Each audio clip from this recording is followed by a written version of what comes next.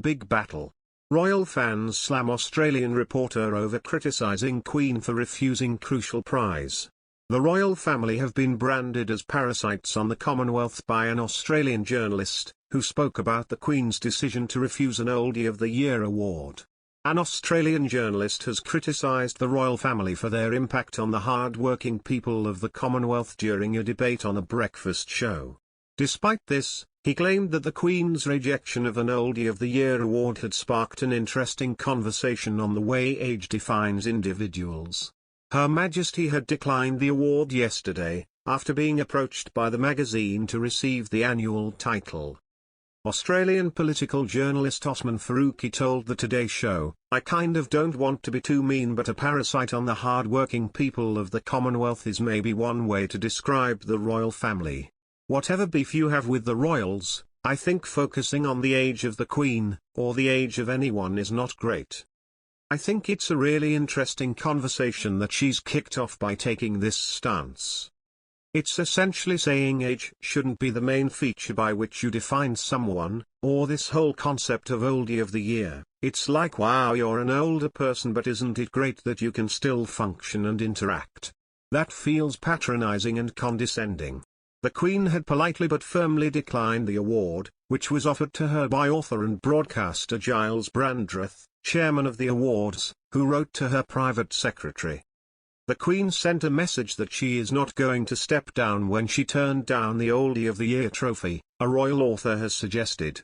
The monarch, 95, declined the award as she believes you are only as old as you feel.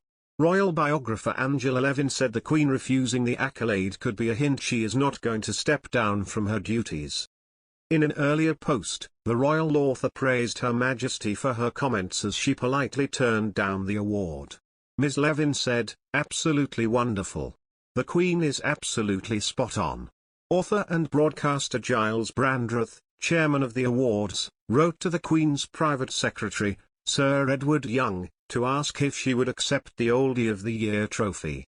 But in a letter published in the November issue of the Oldie magazine, her assistant private secretary, Tom Lang-Baker, wrote, "Her Majesty believes you are as old as you feel. As such, the Queen does not believe she meets the relevant criteria to be able to accept, and hopes you will find a more worthy recipient."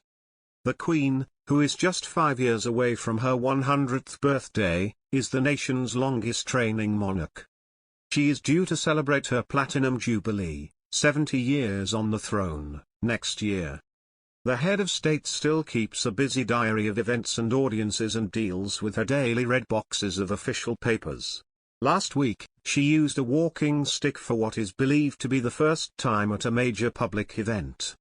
The late Prince Philip was named Oldie of the Year in 2011 to mark his 90th birthday. The Duke of Edinburgh joked in a letter, "There is nothing like it for morale to be reminded that the years are passing, ever more quickly, and that bits are beginning to drop off the ancient frame. But it is nice to be remembered at all." Her late husband, Prince Philip, had accepted the Oldie of the Year award in 2011. Giles Brandreth described the response from the Queen as lovely and said that they might approach the Queen again in the future. Oldie magazine recognizes the achievements of the older generation, with previous winners including veterans and community care workers. When Prince Philip received the award in 2011 at the age of 90, he said, "There is nothing like it for morale to be reminded that the years are passing, ever more quickly, and that bits are beginning to drop off the ancient frame. But it is nice to be remembered at all." Prince Philip died on April 9 of this year at the age of 99 with the Queen at his bedside. Despite her old age, the Queen has remained in remarkable good health, and has only recently begun to use a walking stick in public.